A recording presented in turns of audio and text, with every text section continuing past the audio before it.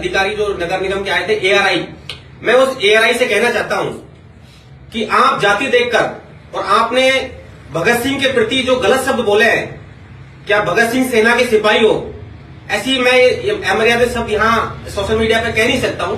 उन्होंने भगत सिंह का नाम लेकर ऐसे अमर्यादित शब्द बोले एआरआई साहब ने। मैं एआरआई साहब आपसे भी निवेदन करता हूं कि आप एक किसान के बेटे हो और जाति विशेष के रूप में जाति सूचक गाली देना एक महिला को, भगत सिंह जी को आपने जिस तरीके से अमर्यादित शब्द बोले, मैं पुलिस प्रशासन से, नगर निगम के आयुक्त से यह अपील करता हूं कि इन पे जिम्मेदाराना कार्रवाई हो, जैसे भविष्य में और अगर कभी भी ये नोटिस चस्पा करके या इस तरीके की कोई कार्रवाई करें तो हम उसका सहर्ष आप बिल्कुल कार्रवाई कर सकते हो, ऐसा कुछ नहीं है। लेकिन बिना कोई लिखित आदेश, बिना कोई नोटिस चस्पा के इन्होंने कार्रवाई करी और मारपीट करी, और जिस तरीके से फिर वहां जाके थाने में परिवार दिया पहले से काउंटर करने के लिए, हम थाने गए, हमने पूछताछ नोट में सब चीजें हमारी बता दी और सुबह तक का इंतजार है। आप सभी को नमस्कार, जोहार। साथियों, कई महीनों से परेशान किया जा रहा है लेकिन कभी मैंने बोला नहीं। सोचती हूँ कि ये भी लाइफ का एक पार्ट है और अपना जीवन यापन संघर्ष कर रहे हैं लाइफ में, और कैफे चलाते हैं, मेहनत करते हैं, लेकिन उसमें भी इनको दोष नजर आता है कि आप सही नहीं कर रहे, आपने कुर्सियां बाहर लगा रखी हैं, आप इलीगल हो। फिर क्या करें? बोला है मैंने कि हम कैफे बंद कर देंगे, घर में बैठ जाएंगे, तो खाने कमाने भी नहीं देते, बोलते नेतागिरी कर रही है। अपने हक के लिए लड़ो तो नेतागिरी, और सच बोलो तो राजकार्य में बाधा मुकदमा लगा देते हैं और बंद कर देते हैं। मुझे कई बार मैं थानों में गई हूँ और बंद किया है 151 में, डरा है, धमका है, लेकिन मैं हार गई अब। और मैं जब तक जिंदा हूँ तब तक मैं सच के साथ खड़ी रहूंगी।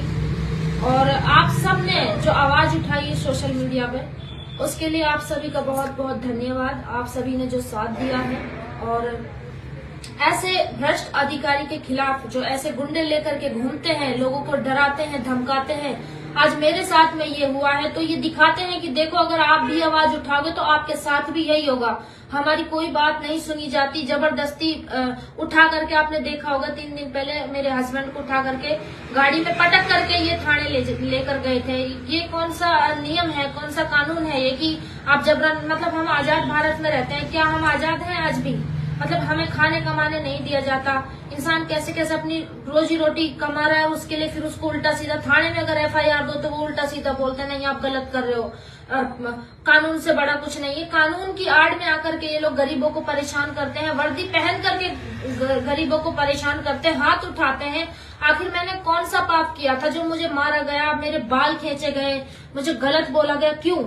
और पूरी फील्डिंग के साथ में वो आए थे, 4-5 महिला पुलिसकर्मी थी, उनके साथ में कम से कम 20 पुलिस वाले थे, तो पूरी फील्डिंग के साथ में आए थे। यहीं पर टारगेट किया गया था कैफे को ही।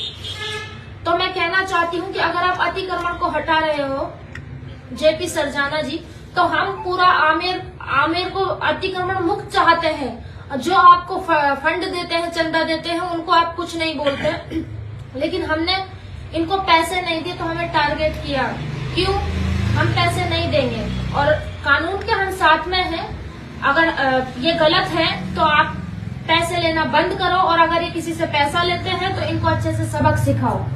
तो आप सभी ने सच का साथ दिया, उसके लिए आप सभी का बहुत बहुत धन्यवाद। और बहन डिम्पल जी बस्सी से यहाँ पर आई हैं, इनका भी बहुत बहुत धन्यवाद, और आप सबका बहुत बहुत धन्यवाद। कल हम परिवार देंगे और उसमें भी अगर हमारी नहीं सुनी जाती है तो बिल्कुल हम आगे की लड़ाई लड़ेंगे। बस आप सभी का साथ ऐसे ही बना रहे। धन्यवाद।